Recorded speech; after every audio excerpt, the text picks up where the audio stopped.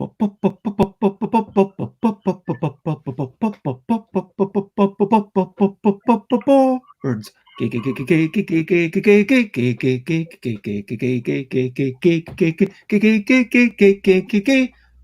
Board games, board games, that's what we're talking about. Board games, I'm not gonna shout. I am starting off this morning with a tiny bit of singing, and here beside me is the person named Chris Backke.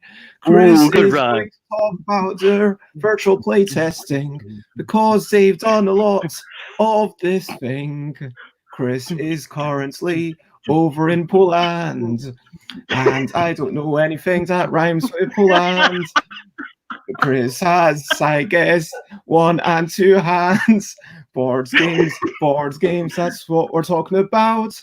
Board games, I'm not gonna shout. Hey! Hey. Good morning, everyone. Morning, Alan. It is lovely to see you, and Will Cook. And I am Bez, and it is approximately breakfast time. We are going to be blethering about board games. And today I have with me, Chris Backke, who's going to talk about virtual playtesting. Hello. Would you like to give a quick 30 to 60-second explanation of who you are and... Sure. So I am Chris Backke. It rhymes with hockey. I am American by birth and digital nomad by choice. I started getting into game design about almost 4 years ago now, and since then I've made a lot of different games. A couple of games are in the process of being published, and I blog about board games over at introgames.com. And then a few months ago, I started a group with another person, the virtual playtesting group over on Discord. And since then, we've been playtesting games virtually. I've been going to some of the conferences virtually, and just embracing this sense of playing board games online. So there's a lot going on there, and we're going to really get into all the questions like comparing Tabletop Simulator to Tabletopia to all the other platforms out there, learning a little bit more about Chris. As always, if you are enjoying this, then please comment. It's always lovely to hear from you. Share it with your friends, give it a thumb, like, follow, all that good stuff. And if you want to learn more about Chris, there's a little bit more down there.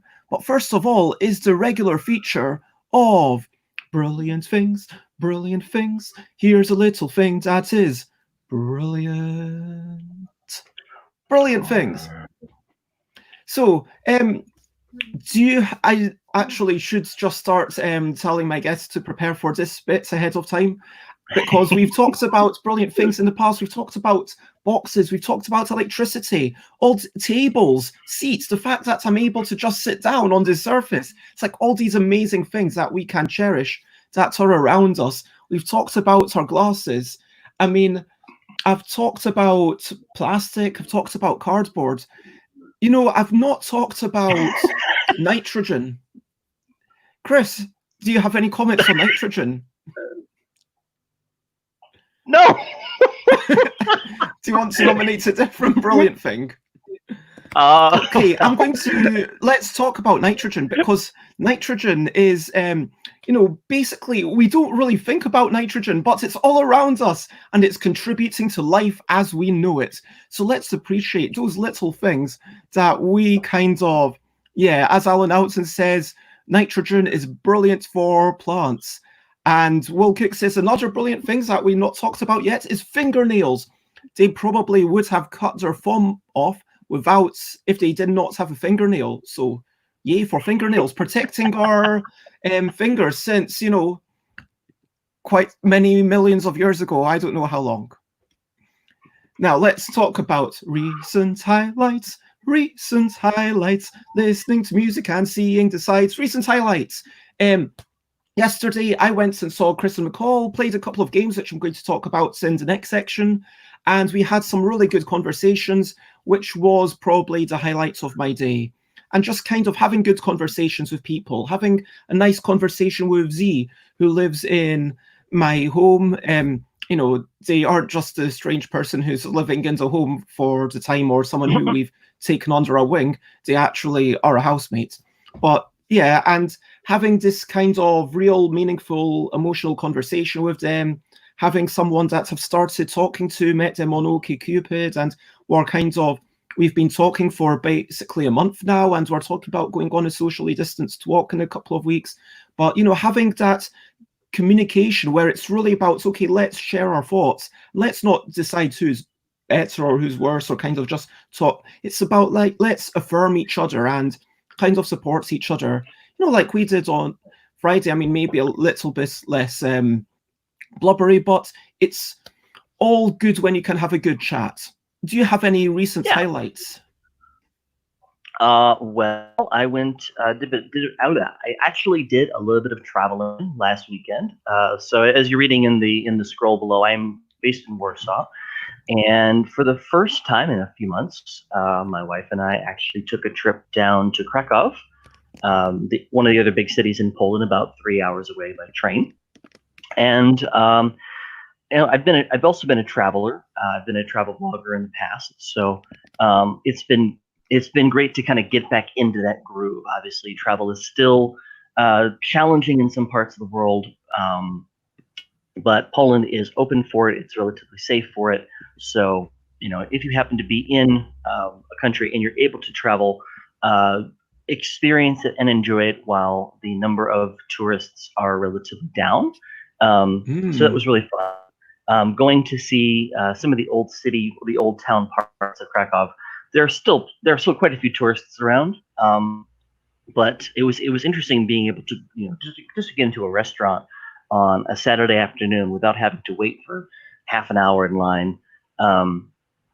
But yeah, you can definitely, all around, you could see that tourism was down, that some of the people were hurting, and obviously travel is a major part of a lot of countries' economies. So I'm working on something right now that might help you kind of get back into the groove of traveling without ever needing to leave your home.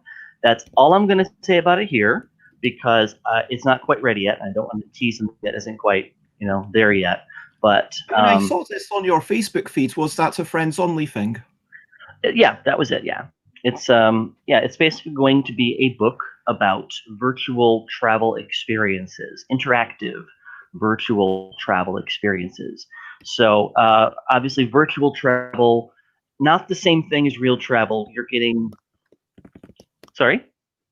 No, I didn't say anything. Okay. Yeah, you only really get one sense of your body, and virtual travel it's not going to give you the sounds or the smells or the tastes or whatever, but as a way of making travel more accessible and in making it as interesting as possible, again, without having to leave your home, without having to even go any further than the browser of choice. I've been doing a lot of research to find these interactive virtual travel experiences online, and I will be producing a book of them, basically trying to organize them and curate them in a way that makes them even more accessible. So if you find a place that you like, a travel guide for virtual travel.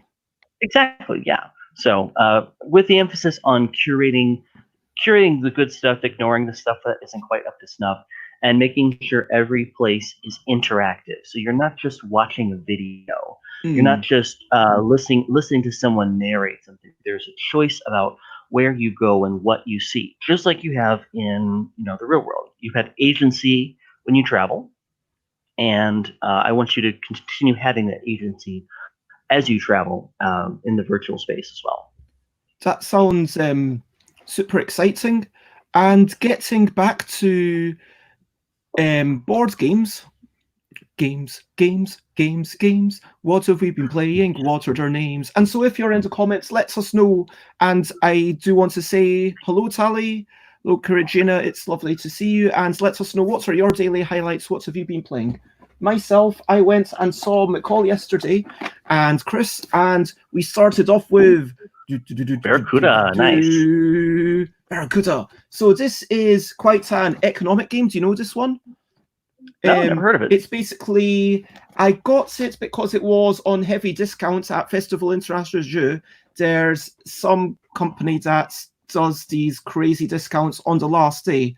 So basically, if you go on Thursday or Friday, you get decent discounts. Saturday, whoa, that's quite cheap. Sunday, it's like, whoa, okay, basically, I'm going to just, as long as I can stuff it into my suitcase, I'm going to buy this game. Nice. Anyway, so Barracuda, this is a game of getting into bars. Every turn you have to pay rent, so it's a closed economy with money going out, never coming back in. Every turn you're going to have to pay the rent for your places, but it's got a system of, okay, you can try and muscle into other people's territories, and if they don't want you to muscle in, then they need to pay you off. But if you do muscle in, you need to pay them, and it's like a kind of, okay, how much do I offer them with that? Okay, if they don't want me here, they need to pay me the same amount back. And you want to not be the person who goes bankrupt. And when one person goes bankrupt, you want to have the most things. That's a lot. I really enjoyed it. Chris and McCall basically said it was a little bit too mathsy for them. And Chris basically said, yeah, I don't want to play it with you because you're always going to win. Which is unfortunate. We played Tribe, which is by Iten, who I'm excited to be talking with on Saturday.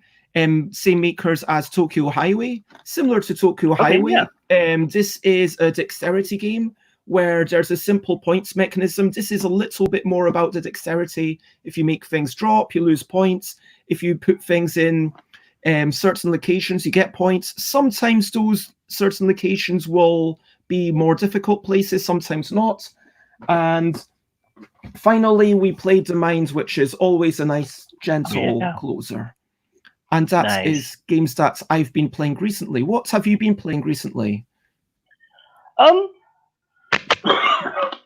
Well, a lot of times that I'm playing games in the virtual space, for better or for worse. I am playing around with a couple of ideas right now that have cards that look like this.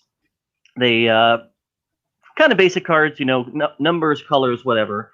And I don't want to give away much of the gameplay because I don't really have a lot of gameplay for it. But what I'm actually picturing here is either a game that is that has a lot of bluffing to it. So you'll win if you have the right set of cards in front of you, but you'll also win if people think you have the best hand. So if people think you have the best hand, they'll give you a token or something, and you will you'll score points at the end. And then if the person was right, if they guessed right, if you won, then and they gave their token to you, then they would also score points in some way. So there might be some benefit for bluffing, but there's also some benefit for guessing the right person. So are you still doing some sorts of physical real world playtesting? Because this whole show is, you know, I am having you on because it's possible. Well, you're definitely up there in how much virtual playtesting you do. You're probably doing, like definitely in the top few in the world, which is kind of crazy to think about how there's so few groups. And we don't actually need that many groups because Gilhova's group, anyone can go to literally, as long as you're awake and you've got an internet connection and you can run the tabletop simulator, can go there. So are you still doing physical playtesting? Why are you making these cards? Okay, so believe it or not, sometimes it's easier to make regular cards for yourself for self playtesting. A lot of game designers, I think yourself included, Bez, often start with the materials that they know and love the best, and sometimes that's just, you know, colored pens, and sometimes that is literally just writing numbers on cards. So games that start in the virtual space often start as physical paper cards. That's been part of my development for years and years. Again, obviously, after a game has been developed and I've I'm satisfied that it's not going to break, then that's when I begin kind of putting the pieces up on a tabletop simulator to begin the process of getting other feedback from other people. But I do hope that once things begin to return to normal, that I can go to the friendly local game stores and continue playtesting. But the physical cards help me prototype and playtest by myself at a very early stage. That makes a lot of sense. And in the comments, Will Cook is saying that he didn't play anything yesterday. Well, I'm so sorry for you, but maybe today is a brand new day. Yeah, and Alan Outson, going back to what you're talking about, says they love watching Graham Balak's YouTube videos where they basically walk around Tokyo with a very high resolution camera. Nice. Now that I haven't heard that before. I'm going to check that out. That brings us to our final regular feature to start us off, which is getting to know you with some quick, questionable questions. A triple Q. Okay, Chris, did you have breakfast? Does coffee count? What's the last thing you ate? Pizza. Iced coffee or hot tea? Oh, if I have to choose, iced coffee. What's the best thing to eat or drink whilst playing games? Depends on the game, but probably a beer or a glass of wine. Who's the last person you spoke to in person? My wife. Books or podcasts? Books. What's the last book you read? Oh, something on game design, probably. What's the last physical game that you played? And let's take out your own prototypes for the purposes of this.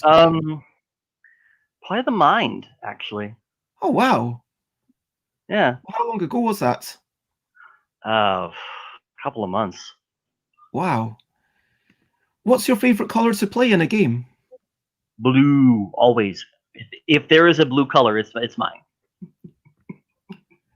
So, like, you're happy with aquamarine, cyan, kinds of dark blue, all shades of blue? Yeah. There's usually only one, but if there's a light blue or a dark blue, I'll take the dark blue. Okay. Cards or cubes? Depends on the mechanic, but I prefer cubes because they have that tactile feel. Wooden meeple or plastic figurine? Wooden meeple. It's a classic. Do you prefer to stack your games vertically or horizontally?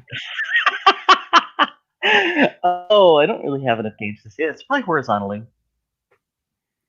Do you prefer making up the rules or creating content for your game? By creating content, I mean like individual cards or, little stunts for your how much money game, that sorts of content. I definitely like making things up as I go along sometimes.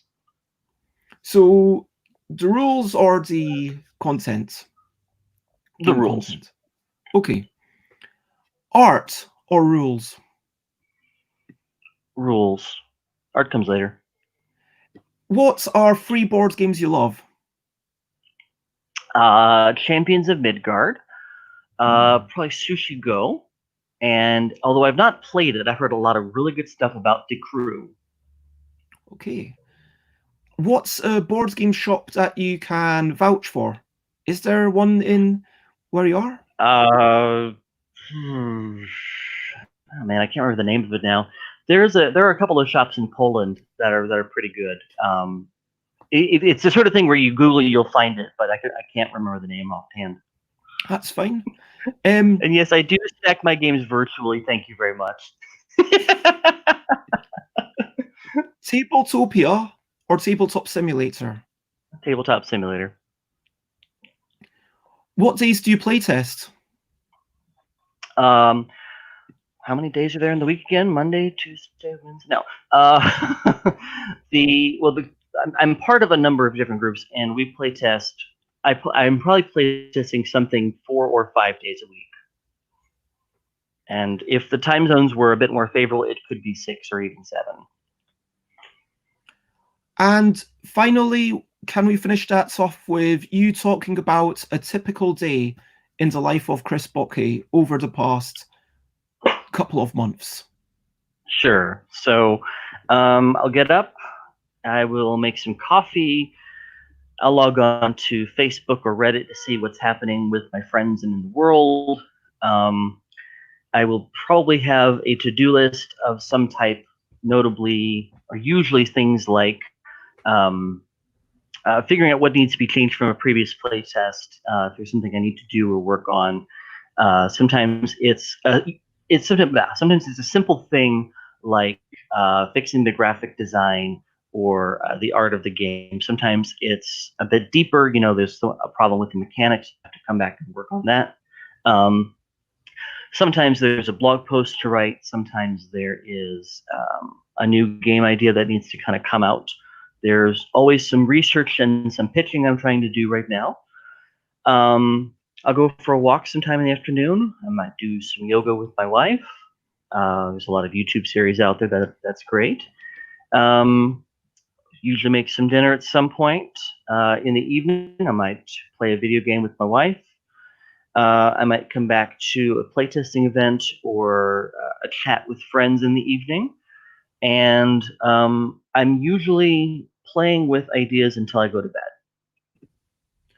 Sounds like a very productive day typically. And so I very much commend you. I mean, it sounds like you've got some really good routines going and you've got good energy despite the current situation.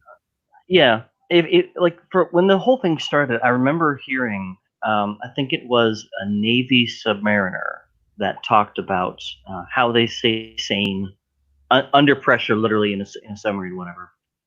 And they talked about the routine, whatever routine that they had. It was sacred. It was holy. If their schedule had them getting up at 0700, that alarm went off. They were up. They were out the door 5 minutes later. Whatever their schedule was, there was never a reason to break it or to deviate from it, short of a life-threatening emergency. I'm not quite that hardcore when it comes to schedules, but having that routine has definitely helped keep things feeling like they're moving forward on something. Beyond that, there is the sense that, when all this first started, there was the sense that there's an opportunity now to do stuff you would not ordinarily do or choose to do or want to do. I was really annoyed by not being able to go to the local game store and playtest whatever. And of course, I hate to sound like the testimonial here, but virtual playtesting really did help me feel like I was able to do something with my game designs that wasn't just me pushing some cubes around on a board by myself and wallowing. Oh, what are we going to do now? Oh, how's that guy going to play that game today? No, virtual playtesting, you can be playing with anyone in the world that happens to be on at the same time as you. Yeah, that is one amazing thing. And hi, Richard, and hi, Robert, by the way. And we will get to the questions in a wee bit. It's lovely to have you along with us. So Tally's joined a virtual playtesting group on Discord. So let's talk about why you'd want to do this. I mean, fundamentally, lots of people started virtual playtesting because they're isolated, because they can't get out of their house. I started having it as a replacement for a group, which has now, last Friday was our last meeting for the foreseeable future because it wasn't really fulfilling its purpose. But there's a lot of virtual playtesting, which you started, is just, okay, we want to do more playtesting. What's the best days and times? But other than not being able to get out, is there any other reason? Is there any other actual advantage of virtual playtesting? Or is it just well, if you could do it in real life would always be preferable? So I think real life would be preferable in some ways. when a lot of people started virtual playtesting, a lot of the people that started virtual playtesting, they started from the physical groups that they already had, and moving to the virtual space allowed them to keep to their schedule essentially, and it really helped that they already had special times and places that they met, and then going to the virtual space let that happen. Honestly, though, the thing that you need to do as a designer sometimes is to get a wider array of opinions, a more diverse group of people playing your game. You all know, but it's the common sort of rule in playtesting. You don't want to just get opinions from your friends and your family. So the more diverse group of people you can playtest with, the more diverse group of people you can show a game to, the more you're able to approach the game from different perspectives. So it's very easy to be complacent about that and just playtest the same games with the same people over and over again. Playing that game with a new person can be like a breath of fresh air. Then they'll bring a perspective you've never had before. And now you go from having a handful or 10, 15, 20 people in your local gaming group to the world of game design. So yeah, diversity is definitely important. What is also nice is that when you go into virtual playtesting, you have a thing you want to change. I don't need to have to physically print off a card and then sleeve it. If there's a change I want to make, I can actually just remove a card from the deck. I could add a new card in a matter of seconds. So playtesting can be done very quickly. You can iterate on that process quite fast. Yeah, duplicating and multiplying things can be instantaneous. And what Aquasula says about being able to change so many cards, it does come down largely to your skill set and what you're comfortable with. And certainly, if you develop that familiarity, it does occur to me that there is a type of game that is going to be faster to iterate on and reduce your own workload digitally compared to physically. But certainly the notion of, okay, mid-game, I cross off the 5 and I put in a 6, or to be honest, if you're changing a 5 to a 6, you don't even need to cross it off. You just kind of fill in the little empty bits on the 5. But it's let me come back to that notion of this. Okay, let me come back to the notion of the skill set there. I am a web designer. I've done WordPress sites for years. I am definitely what the world might call a geek or a nerd. So I come from some technical knowledge in the background. I am here to say you do not need that for creating a game in Tabletop Simulator. You do not need to code anything. You do not need to script anything with Tabletop Simulator. What you typically need to do, and there is a learning curve. It does take some time to kind of get set up to feel like you have a process to go through things. But the time it takes to get set up to feel like you go from starting off to knowing how you want to create a game is usually a matter of an evening or an afternoon. Sit down with a cup of coffee or your beverage of choice, take a couple hours, get familiar with the program, play some games with other people, play their games with other people. You can get used to manipulating the cards and working with the virtual tools at your disposal. Very little technical knowledge is really required. There is a systems knowledge that is helpful, but even that is the sort of thing where once you've done it once or twice, you'll get this. If you've done anything that requires learning something new, be it playing guitar or putting together a jigsaw puzzle, you've developed these heuristics to do this thing. Playing games, very much the same thing. There's a learning curve associated with learning a game. And there's usually that moment, sometimes halfway through the game, sometimes 2/3 of the way through the game, where you begin to go, and then the light bulb just pops into place. So that happens with virtual creating of games. So yeah, I do want to dispel that myth, because the notion of virtual playtesting, it can feel like a thing that is inaccessible to the person that doesn't have a lot of technical knowledge, and it's not there. If you have technical knowledge, you can do things maybe faster the first couple of times, but once you've done it a couple of times, things will naturally move faster for you anyways. But still, it does take a number of quite a bit of time to put things in there. For example, like if I asked you, Chris, to put one of the L decks into Tabletop Simulator, how long would that take? About 15 minutes. Really? Okay. Yeah. So what you're and I've written a post about this on the blog introgames.com. If you're interested in the absolute beginner's guide, which assumes no previous knowledge, feel free to check that out. But probably the most challenging part for some folks is understanding how to upload a thing. And if you're talking about a card, so what is a card? We've got a front and a back, right? So I've got my two of spades here, the front of the card, and the back of the card, which is just this plain sort of pattern, right?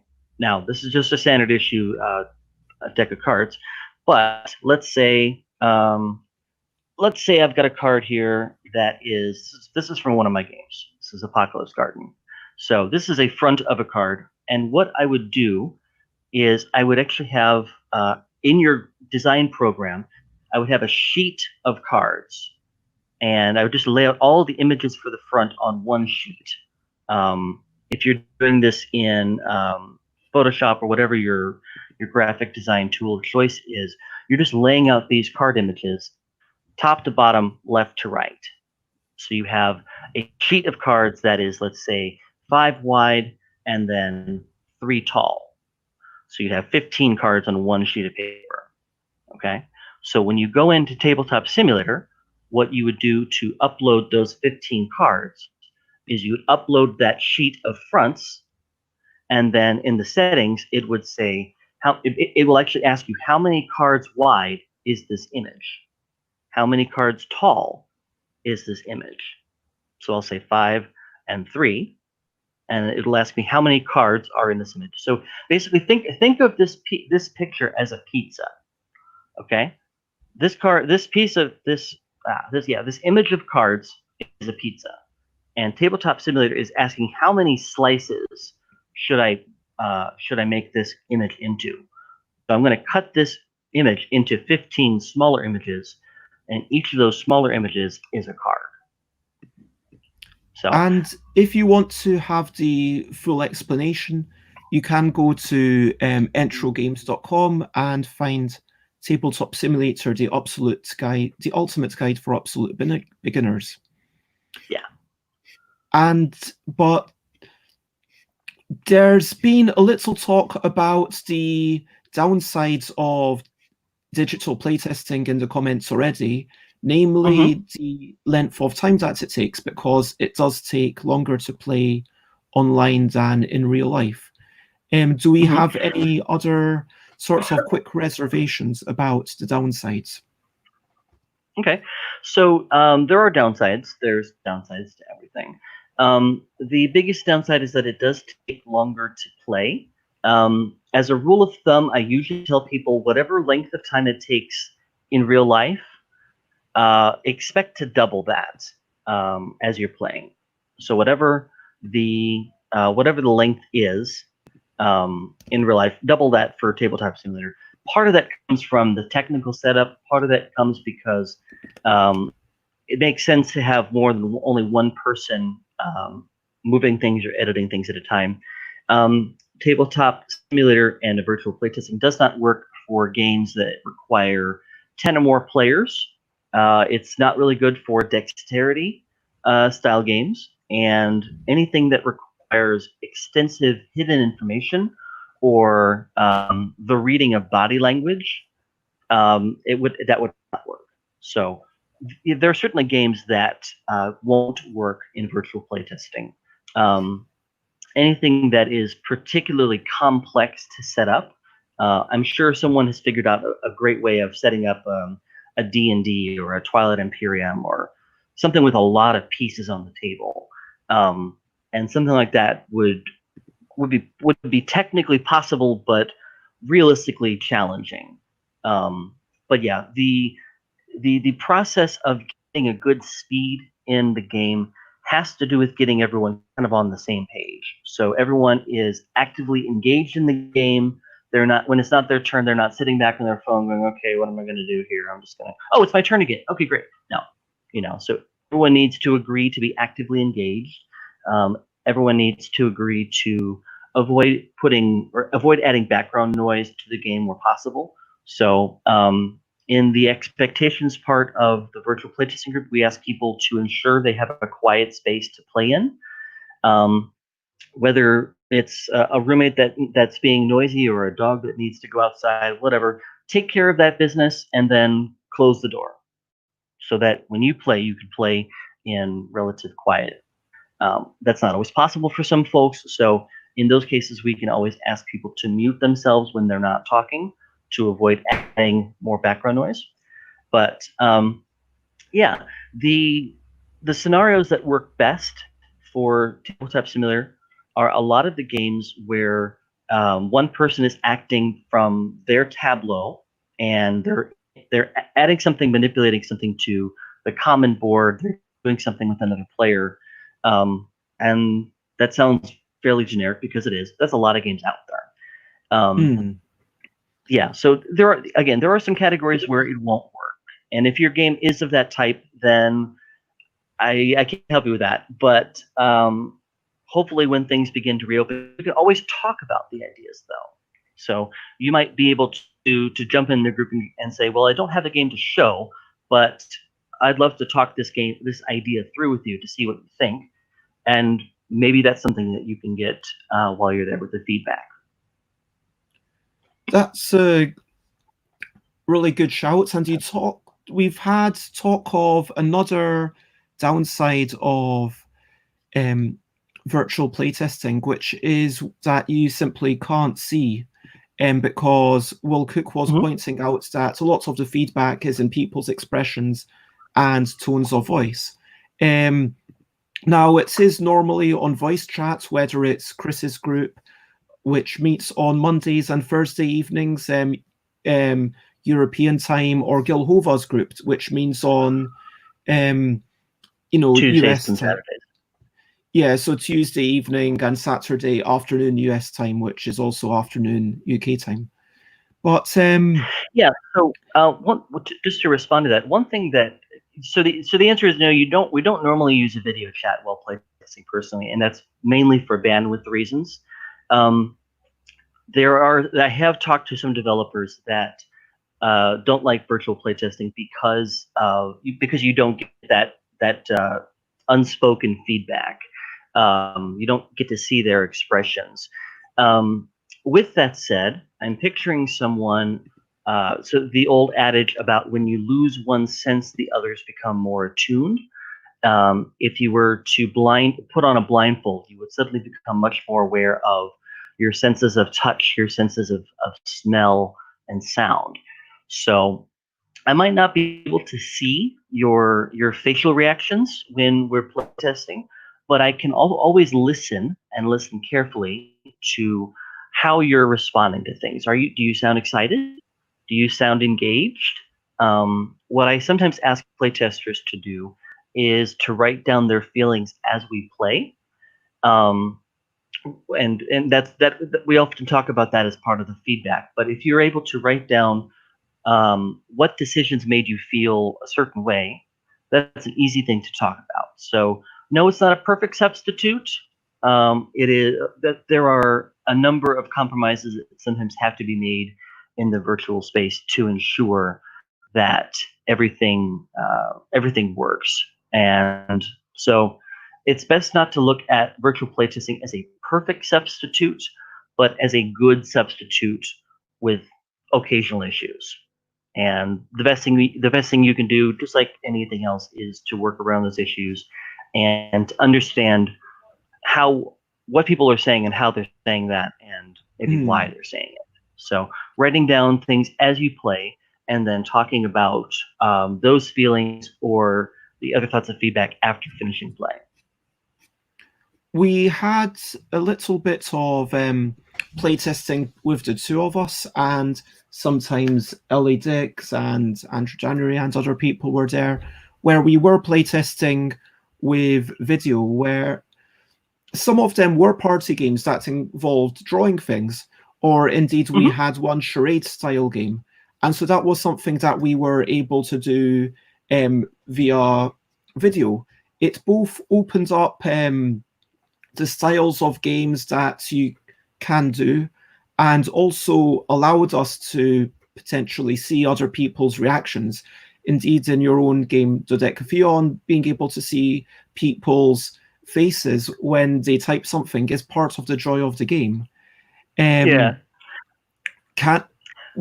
so let's get into Tabletop Simulator, Tabletopia, and other options. And I'm aware that we've not got a massive amount of time, so if we could just have a quick run through verbally of what's out there and your opinions of each. Okay, so Tabletop Simulator is probably the best known. It's one of the older programs. It was initially released in 2015, and it does go on sale sometimes, like it is right now. This is basically a sandbox system where you can create something and then put it on a table, and then they can be manipulated or flipped or shuffled or whatnot as anything goes. I personally do almost all of my playtesting in Tabletop Simulator because it has the most options, I feel, and there are a lot of things that can be done. The dexterity games, they can be tested in Tabletop Simulator. There are dexterity options. They're not perfect, but at least they're present. It's the most feature-complete program around, and there are scripting possibilities if you want to get into that. None of my games have any scripting whatsoever, and I don't feel that adding scripting would really make the game better or easier to play test. That's me personally. There are plenty of people out there that have used scripting well. The second big option is going to be Tabletopia. Can you give a quick explanation on what scripting is and what it means? Sure. So scripting in Tabletop Simulator is the process of running some computer code that manipulates the assets or the objects on the table or around the game automatically in some way. So, for example, one script might be to shuffle 3 different decks of cards and then deal 2 cards from each deck to each player. So you would press one button and the program would shuffle those 3 decks. You would see the little animation showing it shuffling, and then you would see the cards being dealt to each player. Now, this is stuff you can do manually, and of course you can do that manually. The script just saves that that minute of time to do that. It is computer code. It does need to be either typed in or copied from elsewhere on the internet. That does require a fair bit of technical knowledge or a friend that has some technical knowledge. There are plenty of folks in the community that enjoy doing these sorts of things for free or for a reasonable price. I am not one of them. But it is safe to say that it's because you have to. Yeah. There is the Tabletop Simulator community on Discord, which is always around to ask questions about the program. So other options, Tabletopia is probably the other big name that's well known. They have been around since 2016, and their cool part is that when you play a game within Tabletopia, you can play from within their Steam program or a web browser of any type. So you could play on a tablet if you wanted. The one thing I like about Tabletop Simulator, just to come back to that, is that it's a one-time purchase. It's purchase it once. It's usually $20. It's sometimes half off, $10. I think it's £7.50 in the UK. And it's a one-time purchase and it's yours for life. Tabletopia has a good free-to-play starting point, but there are monthly charges for anything beyond that. So it's a one and done or a monthly payment sort of thing. I do like the fact that you can play in browser with Tabletopia. I have heard some designers feel that it's easier to create stuff in Tabletopia versus Tabletop Simulator. I'm going to liken this to Pepsi versus Coke. You know, two well-known brands that both do basically the same thing. One just they each just taste a little bit different. Your own personal interests will be different from that in some way. So those are the two big ones. On your own website, you point out that, yeah, as you pay for it once, it's done. But with with Tabletopia, it's actually free for the people who are playtesting, right? Whilst it might be a charge and an ongoing subscription charge for the designer, it is a free thing for everyone who's just choosing to play games. And so that is a far better option for someone like Will Cook. Yeah, so and Board Game Arena, which has been mentioned, I don't know what the situation is like there with prototypes. I don't think it's very amenable to new things. You might be able to correct me. I've not actually investigated that. I have noticed that on their website, Board Game Arena does have some prototypes. And indeed, they had Crazy Farmers and the Clutus Electriques. Recently, that just went up on Kickstarter. They simultaneously released on BGA. I'm not sure exactly what agreements they had to have behind the scenes for getting up the thing up there. I don't know enough about Board Game Arena to say. I have heard some people talk about it. As a playtesting platform, I've never had cause to really research it. Again, these are the two big ones: Tabletop Simulator and Tabletopia. And bear in mind that we are coming from the perspective of playtesting rather than playing published games. For playing published games, it's a completely different scenario. Exactly. And if you're looking let's to play carry on with games, the other things that you mention on your website. So you've got playingcards.io. So playingcards.io is a dead simple browser-based platform. It is if you're looking to just kind of open up a web if you're a designer and you want to just open up a website and just play with this small sandbox that has a fairly small amount of stuff, but you can still make a full game in it, then playingcards.io is a perfect place to start. Cards, dice, poker chips, colored pawns, a spinner instead of dice in this tool. So there's a lot of different things you can do in this. It is not a full featured offering, and there can be some issues with the security of it. Anyone that has the link to play the game can also edit the game. As of the last time I checked it, that might change in the future. And also edit the game.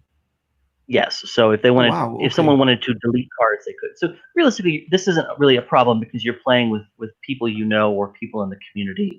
If someone was trying to be stupid about it, then yes, they could do something. But hopefully, you're not playing with too many people like that. But yeah, as a free browser-based tool to play with, that's a great place to start.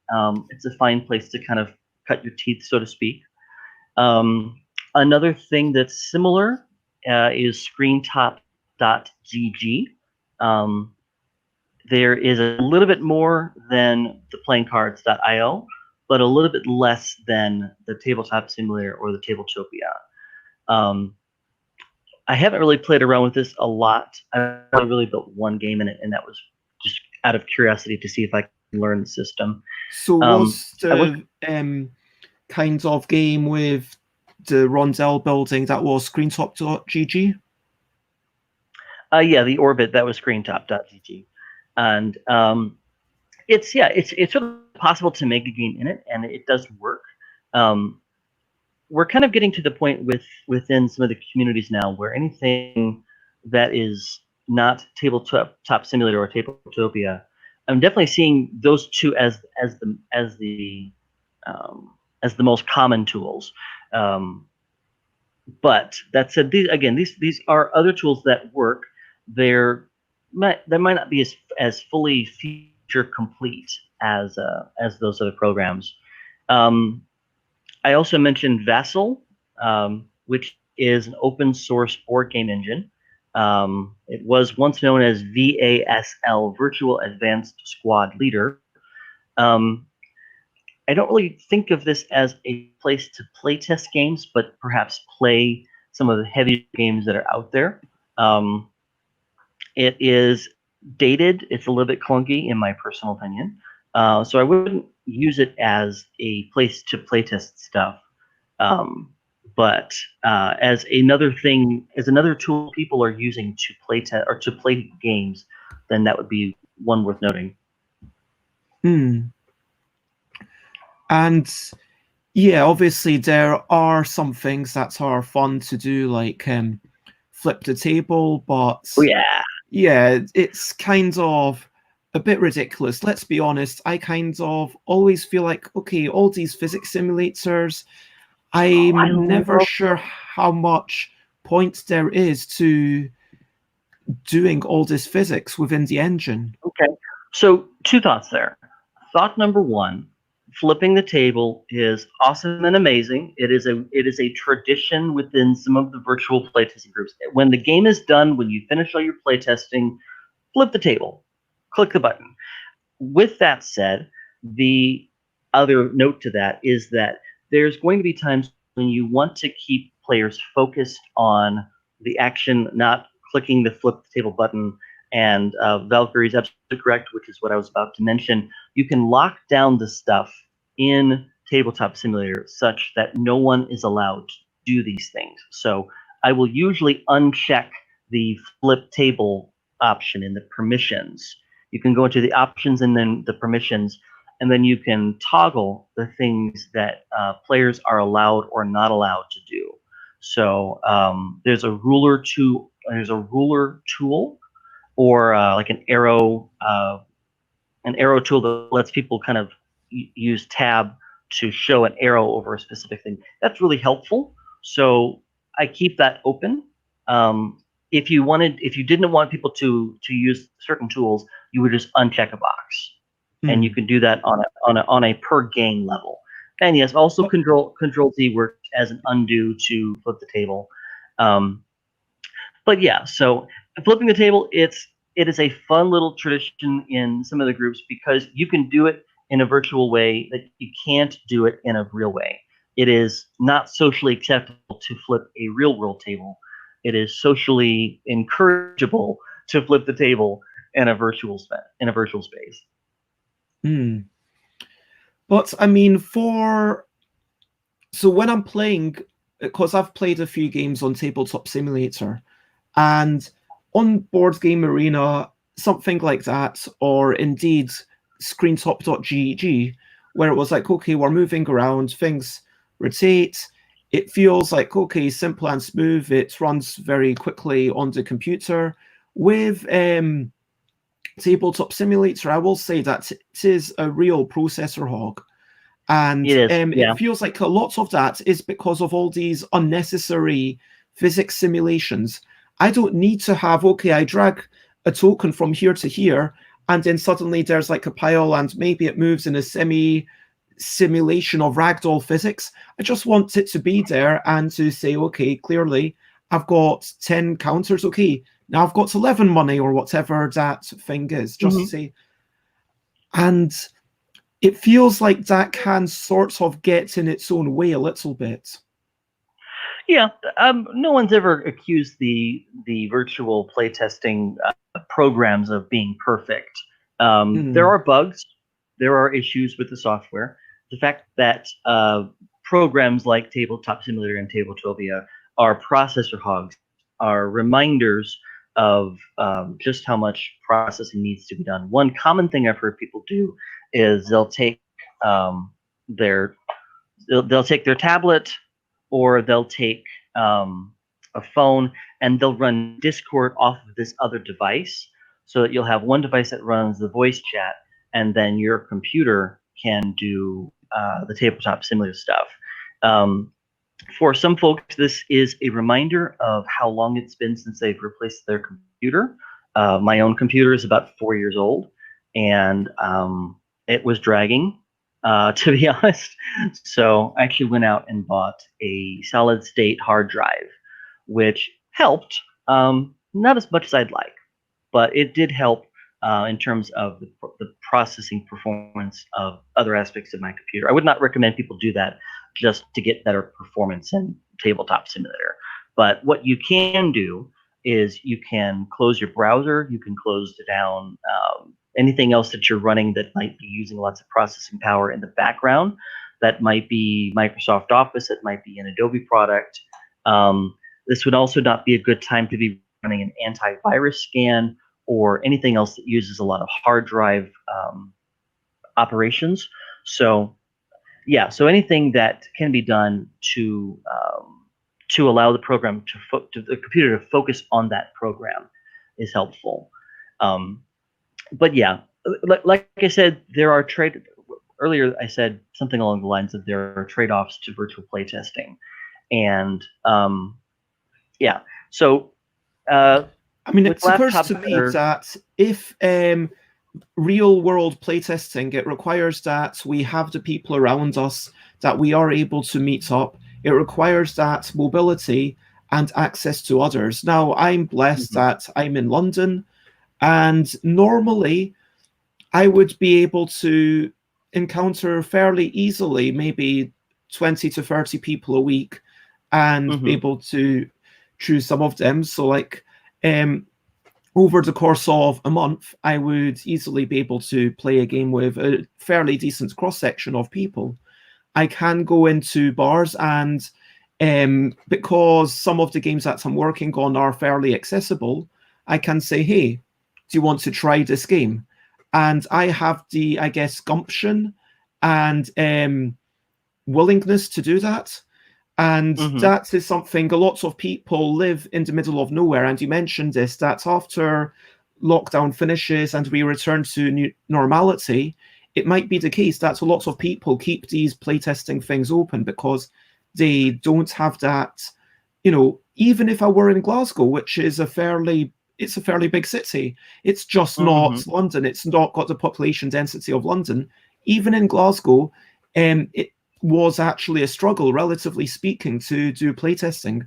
And I am aware that being in London is such a massive privilege for me that I was able to, develop basically all the games that I have developed. And on the other side, there is the inaccessibility of, much as you might say, this doesn't require technical knowledge. It does require having a decent computer, and it does require some degree of technical comfort, let's say, and willingness to learn these systems. And so yeah, and exactly to that point, I would submit that if you're a game designer, part of what you do as either something you do out of your personal interest is you play games. When you play a game, you learn essentially a new system. We might have some conventions like draw a card from the top of the deck instead of just randomly somewhere in the middle, but each game is a little bit different. Each game has their own twist. So you are a natural born learner as a game designer. You are comfortable with learning new stuff.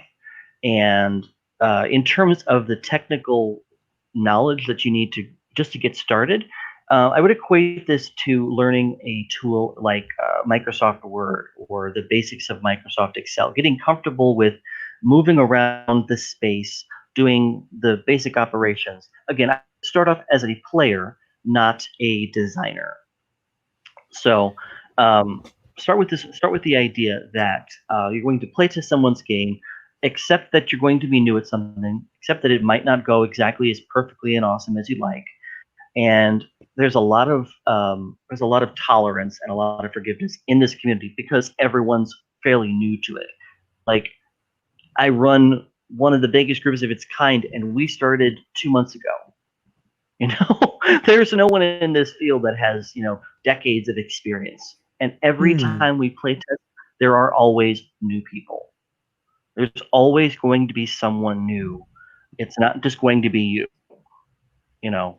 So come at this with the mindset of no one's got this perfectly down yet. Between technical issues and internet issues, the thing never goes perfectly for everyone. That sometimes leads into the hilarity of the thing when you can't manipulate the thing quite right. Um, it's something you accept. You know, life is a series of compromises, and you make the best choices you can. Obviously, if you're living in a major city or you have a network of people that can still meet up in person, that's probably going to be a better solution for you. If you are in the middle of nowhere, or if everything around you is closed, or if you're looking for that more diverse group of people beyond the people that happen to live close to you, then this remains, I think, a viable option. And even after people come out of lockdown, even after people return to their real world gaming spaces, I do think virtual playtesting will continue to hold a place for people because of that diversity, because of the friends you've made in this virtual space. The weekend before last was the virtual gaming con, the convention that the Dice Tower and the Board Game Geek ran. And for 5 days in Discord and online, people played games. They made friends with people on a different country, on a different continent. Wherever you make your friendships is where you'll continue playing. So, that's actually a good question, Bez. Will Cook's question. Yep.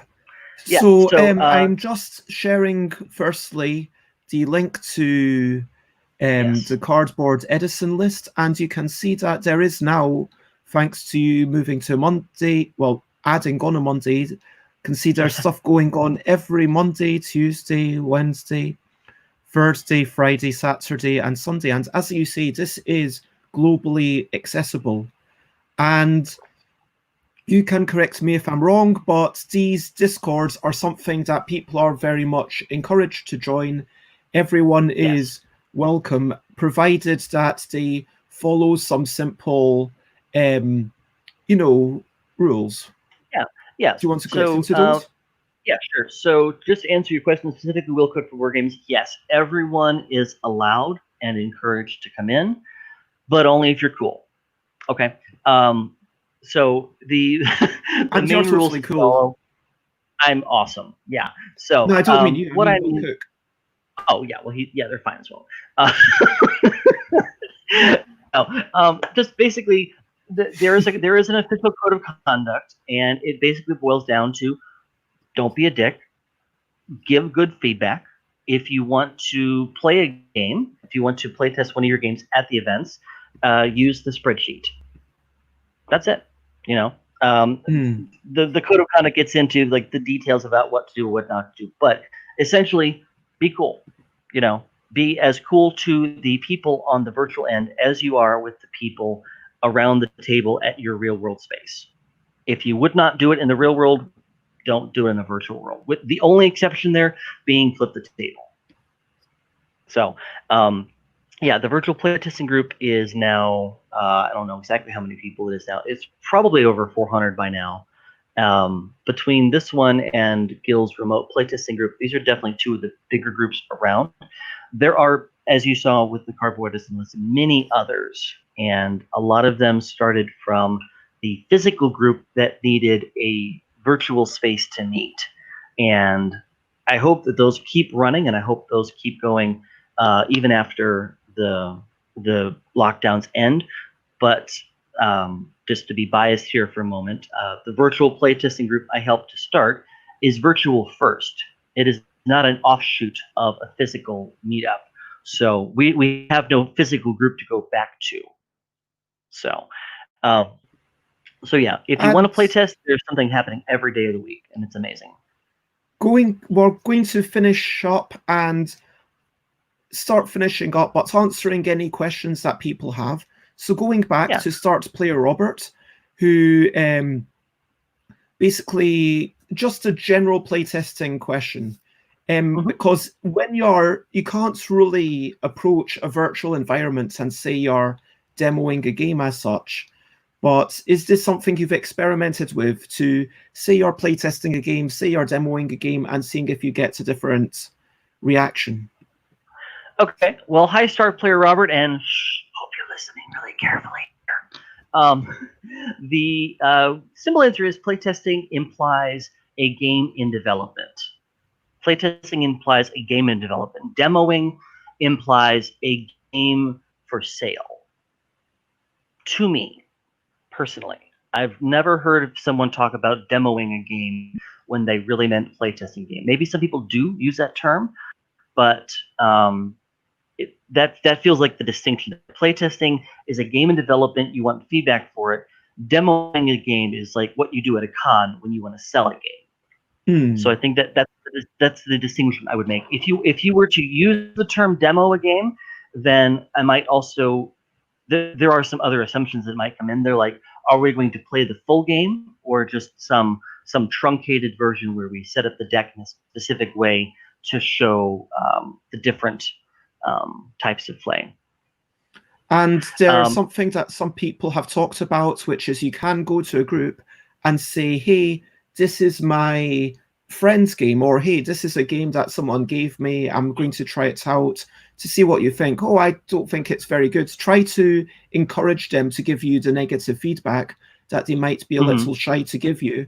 But with virtual playtesting, again, correct me if I'm wrong, I found that most people are, you know, a bit more experienced designers and are very happy to point out problems. Yeah, for anyone that's listening to this and might not know as much about the whole design space, whatever, honest, critical feedback is an absolute necessity of the design process. Simply hearing, "Oh yeah, it was fun, it was great," isn't really helpful. I'm glad you had fun. I'm glad you enjoyed yourself. But when it comes to fixing the game, sometimes I need to hear what might feel like bad news. And the best way to do that is to approach it honestly and critically with good intentions in mind. Oh, I just hate this kind of game. Doesn't really help. You know, it's fairer to say this type of game is not my cup of tea, but if it were, and then you can go into some piece of feedback. So designers often want to hear what didn't work. I felt this card was overpowered. Okay, what made it overpowered? Oh, I felt that giving someone 3 energy for doing this was too much. Because I had 3 energy, I could then do ... and so on. So yeah, so when you're giving feedback, and again, this goes real world or virtual, you know, it needs to be honest. It can be critical, and it just needs to be delivered with, you know, good intentions. We're all here to learn. We're all here to help games get better. That is the core mission of anyone that's really playtesting. So help learn as you go. Yeah. Will Cook asks if there is an invites link. I did send Yes. this link through all the things, and basically, if you go to the Cardboard Edison, there are invites links to all of these groups that you just follow. Those and for a little bit more about the virtual playtesting group that is not in a Discord server, you can always go to virtualplaytesting.com. That's just the basic website for explaining what it is and so on. But virtualplaytesting.com for that. There you go. So yeah, if you want to check that out, and I will. And then finally, from Tally, we've got the question of, can we record the playtesting through the group? Is that allowed? Okay. So yeah. So what usually happens is it is allowed. What is usually requested is that if you are taking screenshots, if you're taking video, just ask people that are playing for permission first. I've never heard anyone say no for. I've never heard anyone say no, but it's one of the nice things to ask for permission.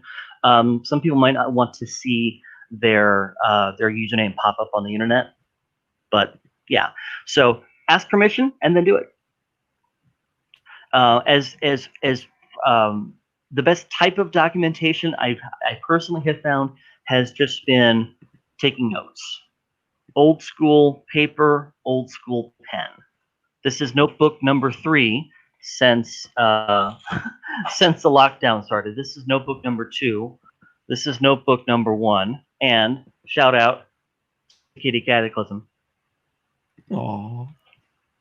So yeah, in terms of documenting stuff, you might find taking a video of it and then coming back to it. Absolutely. Again, ask permission.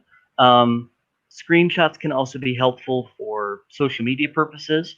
But personally, paper and pen has been my go-to guide for that. And if we want to start talking more generally about playtesting, you know, that would be its own discussion, which could last many hours. But hopefully this has been a decent overview of why you might want to digitally playtest and everything for everyone. I'm going to, if you want to check out Chris, then those are the links on the bottom. And you don't have many Instagram pictures up. No, I haven't been as active on Instagram as I could be. Like That's from Essen last year, I think. Yeah, going back like 10 pictures, it's from Essen, which yeah. But there are some good, like, I don't like the white bread, but yeah, some prototypes, some stuff that from Ukraine, some stuff from Kava. How do you pronounce that? Kavatsievska, I think. And from Luds, and that is your last picture from February. Yeah, I'm not as active on Instagram as I could be. Part of it is because, for better or for worse, so many things in virtual playtesting don't have the thing you take a picture of. A screenshot, maybe. I could probably start getting into that. But, yeah, my mind's been elsewhere. And you've got your site where you do blogs of, blogs of stuff, and you've got all your games that you can check out, including How Much Money that we've been having lots of fun with, and people can download that for free.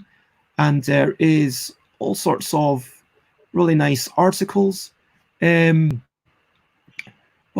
yeah, that is that. I wonder what happens if I close this window. Well, it's just a black screen now. It's like, whoa, what's going on with this? So it's the black hole. It is the emptiness. So if you want to check me out, I am stuffbybez.com, twitter.com/stuffbybez, instagram.com/stuffbybez, twitch.tv where most of you are watching, facebook.com/thingsbybez. I've got, it's not my top priority, but I'm going to try and see if I can change that, because apparently you can, but I'm still not sure, having trouble with that. And let's talk about things we're looking forward to and our daily hopes and ambitions. Things I am looking forward to. My one thing is I am genuinely looking forward to, I'm not just saying this because this is an extreme, I'm looking forward to having Rachel and Heinze on the show tonight at 8 p.m. and getting to play with them. And you're going to be there, right? Yeah. Awesome. And so that is a thing that I am looking forward to. What are you looking forward to? Well, I've got some playtesting to do myself, some self-playtesting to do. I've got a couple of ideas I'm playing with for contests. So trying to flesh those out into something that resemble an actually fun game. I'll need to make a trip to the store to get some new markers, and that'll be an excuse to go out for a walk on what looks to be a fairly nice day. Obviously, I'll get to spend some time with you later today, and yeah, just take it easy. And what is your daily hope? Daily hope. This song doesn't have this bit doesn't have a song for daily hopes. Well, as of right now, one of the things, I mentioned the virtual travel experience book earlier on. So one of my ambitions for today is also going to be working on that. It's not game related at all, but it is another aspect of my interests and stuff. So getting people to experience, I guess there is a pattern there, getting people to experience something virtually that is now more difficult to do physically. Just embracing the possibilities as they exist, as they come up. Go for there. Yeah. And one thing, touched upon is that as we, make these make these affordances to people in the current situation, it's also going to give affordances to people who generally just have mobility issues, who can't get out, who have such an income, they're just on low income. Maybe the computer is more affordable to them. It's something that is more accessible. And so having these technological advances is really great. Like another thing to think about there, in terms of getting the bits, the cubes, the meeples, the whatever, you could even look at that as an element of privilege. Being able to live in a place where there is a game shop, or being able to solidly get shipments from an Amazon or another online company. If you're living in a country that doesn't have companies do exist. System, if you're in the UK, for instance, Clio.co.uk. Exactly. So if you're in a country where the postal system is questionable, or the shipping cost for the meeples would be more than the meeples themselves, they can be hard to do. They can be hard to get. When you get into a virtual playtesting area, be it Tabletop Simulator, Tabletopia, whatever, all the meeples you'll ever need can be spawned right onto the screen. You don't have to purchase any of those to put them on the screen. So there is this whole virtual toolkit that is now available to you. You don't have to carry it around with you. You don't have to buy them. So there are definitely a lot of accessibility things that virtual playtesting can solve. And I'll also go back to this notion of if you are in the middle of nowhere, either by choice or by chance, your choices might be travel an hour to the nearest city of size that has a game cafe or whatever, and then hope you can get enough people. Find the 4 people in town that like board games. No, don't need to. So getting into the virtual space allows you to access folks from around the world, and even with time zones being a thing, you can try that game from a Singaporean designer that you've never heard of before, because they're on the same group as you and they're playing at the same time. I think the compromises and the downsides to like the technical issues and whatever, a lot of those are easily overruled or outclassed by the advantages and the pros you get from it. I think those good words for kind of just generally the benefits of virtual playtesting. Getting back to the hopes and ambitions, I'm going to be going to the post office. We've already established don't go to the post office on Mondays. It's just a blanket rule. Don't go to the post office on Mondays. And so, today I'm going to the post office. I'm going to shoot off a couple of things that I need to get sent off, including finally, Alan Albertson's thing. Let's not talk too much about that. And then, that is my main daily hope. We've got some lovely hopes, and so all the best for your citizenship exam tomorrow, Will Cook. And good luck with that. That sounds like a big deal, so you're absolutely excused. Don't worry. I won't call you tardy. Aquasulus is going to be running a playtest of a co-op space adventure game, and so awesome. Hope it goes well. And see that soon. Beyond all that, going on a walk, doing some yoga, drinking some more coffee, trying to get some ideas out to play. That's how things go sometimes. And I'm going to be doing another stream tonight at 8 p.m. As you can see at the thing over there, we're going to be playing Top Tales and a new idea called Formel, which Andrew Dennison invented with semi-co-op. Tomorrow I'm going to be talking to Ellie Dix, who wrote a book called Board Game Family and makes quite a few family-orientated board games, and so that should be good. On Thursday, I'm going to be talking to Eric Slauson, designer from America, who's getting up ridiculously early, doing some more games in the evening. Friday, talking to Able Table about accessibility and conventions. And then on Saturday, talking to Iten, who made this, which I'm really excited about. That's, I mean, no disrespect to everyone else who's come onto this show, but yeah, just basically everyone else, I feel like I've had a chance to chat with them in a casual manner anyway, to some degree. Whereas it's going to be Nozomi, I think is their name, but it's, yeah, the one who's actually doing translation and is more comfortable with English. And so I'm, yeah, just going to be excited to chat to them and sit down, and hopefully can make that a semi-regular thing. And of course, wrapping up, so we talked about the advantages that you reach more people. There's potentially a faster iteration once you get things going. There's the accessibility. Once you've paid a price for Tabletop Simulator, then you don't need to get anything else. There's no bags of chips or whatever, or blank dice. Just make them all yourself. And we talked about the fact that, yeah, there are downsides, that it does take a little bit longer.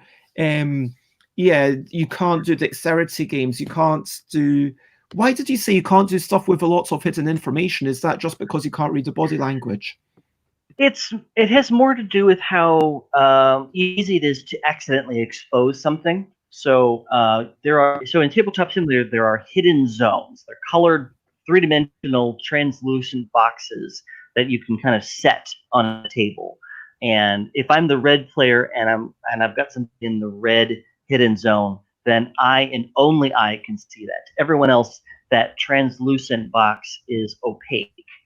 The occasional issue can be that it's very easy to move a card outside of that zone, or to accidentally flip a card. It's basically because of the nature of virtual playtesting that things can be a little bit more accident prone. So the option there is to either change the components, or to change the game in some way such that those accidents are less possible or less common. Yeah. So but you certainly have this private hand of cards, and surely you can just use that for... Absolutely. You have a private hand of cards, and you can do a lot of things with that. It's one of those it's one of those things that can be a little bit more challenging to do, but with a little bit of thought to adapt a physical game to a virtual space. Just as a quick example, one of the games I have is called Secret Recipe. In the physical version, it's a A5 sized dry erase board, and you'll use a dry erase marker to X or O or whatever. You can draw in Tabletop Simulator, but it's a little bit tedious to go back and forth between the draw tool and the grab tool, which lets you manipulate stuff. So in the Tabletop Simulator version, instead of marking X and O, you take a red cube to signify an X, and you take a green cube to signify an O. And you can just take these out of one of the infinity bags, which is a cool thing within Tabletop Simulator. So you use cubes to mark stuff on a board instead of writing or drawing on it. So that's one example of an adaptation. I wouldn't use cubes in the real world in the box, because that would just add a lot to the manufacturing cost. Yeah, you can when you can just write stuff. And so, yeah, getting back to roll and write might be a thing that you actually always want to do, a roll and write via just a normal video streaming thing. Yeah. There's But plenty of room for that. wrapping up, it has been lovely to have you. Thank you, everyone joining. Thank you, Alan. Thank you, Will Cook for Board Games. Corregina Tally. Thank you, Start Player Roberts. It's Richard Simpson of War Not Wizards. Aqua Sulis. Volkarai, Dina. It has been lovely having you all in the comments. Thank you. Will Cook says that this has been one of the most interesting streams, so well done there. So well done, Chris Backe. And of course, thank you very much for coming along and giving me your time and talking about yourself. And to that extent, I should do one last thing before we wrap up. Do you want to read out all your links? Sure. So virtualplaytesting.com is the website for the Virtual Playtesting Discord group. Introgames.com is my own one-man game studio. Twitter.com/introgaming, not introgames because that one was taken. And Instagram.com/introgames. Not as active on there, but should get more active on there soon. And feel free to check me out, same place, either tonight at 8 p.m. or any other day at, 8 p.m. 8 p.m. tonight, 8 p.m. UK time. I've put it up at 8:05, just because, but we're going to aim to start at 8 p.m. But every morning I do continue streaming at 10 a.m. Yeah, times are now confusing and days are blending together. That is the way that the world is. But thank you very much, everyone. And there is only one thing left to do, as always. And yes, it is E for intro, E-N-T-R-O, not I, intro. Exactly. It is a portmanteau of enter and intro. And the reason for that, I was trying to go for, easy to learn, easy to play games. So an entry-level game is a good introduction to the hobby. Wow. Yeah. All right, do it. Bye, bye, bye, bye. This is a bye-bye song. Bye, bye, bye, bye. Thank you for watching along. Bye, bye, bye, bye. This is the end of the show. Bye, bye, bye, bye. And now it's time to go. Bye, bye, bye, bye. This is the goodbye song. Bye, bye, bye, bye. Thank you for watching along. Bye, bye, bye, bye. This is the end of the show. Bye, bye, bye, bye. And now it's time to go. Bye-bye, everyone. Yeah, that's it. It's over.